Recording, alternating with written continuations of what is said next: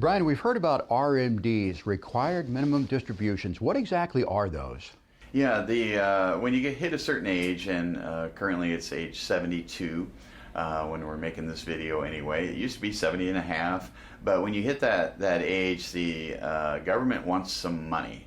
Because a lot of people that have high retirement account balances don't really need to spend the money. Maybe you're 80 years old, you're 85, you're in your 70s, and you have adequate funds for everything. And so you don't want to spend your money, so you don't take money out of your retirement accounts. And that's the only way that the federal government can get income tax, is to have you take money out of your retirement accounts. So they require certain distributions.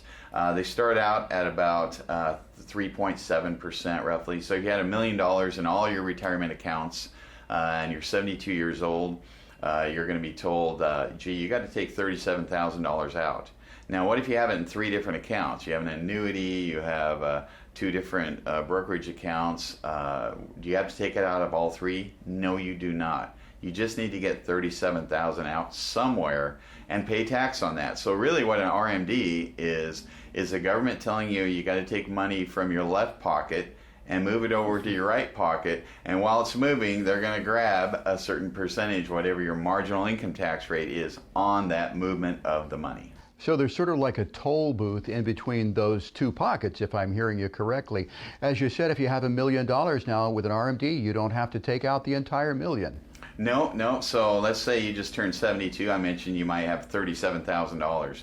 But let's say that you're 95 and you have $1 million in your retirement account. It's not $37,000 anymore. The number changes every year. Now it's more like $112,000 you got to take out, because life expectancy is 9 years. They're going to make you take out a whole bunch. When you get into your hundreds, then they make you take out half of it basically in any given year. So yeah, the percentage goes up as you age, but yeah, it is a toll booth essentially. Brian, we've used the example, little old Aunt Gladys, and she's 95 years old. She's a wonderful lady, but she missed taking her RMDs by 1 day. What happens? Yeah, no, it's not good. It's a 50% penalty. It's one of the highest penalties out there. One of my books I wrote, Does Congress Hate Old People? Because you can you can almost cheat on your taxes and pay less than you would if you miss your RMD by 1 day. There's no redos, there's no extensions. If you miss it, you miss it, and they want 50%. So one of the highest penalties out there is put on people that are probably the least able to really follow that sometimes, is knowing their RMDs. And again, if you have accounts all over the place, you better know what the balances were at the beginning of the year to properly compute that. Your advisor may not have access to all your other accounts, and so if no one's watching over it, you're in charge. And so definitely get a structure in place to where you don't get penalized 50% by being 1 day late on your RMD. There is no forgiving that even 1 day. There's no forgiving that. It's a 50% penalty. If I withdraw money from my RMD and I do not need the money, what typically is a strategy that you can use, a place that you might be able to put that money to continue to make it work for you?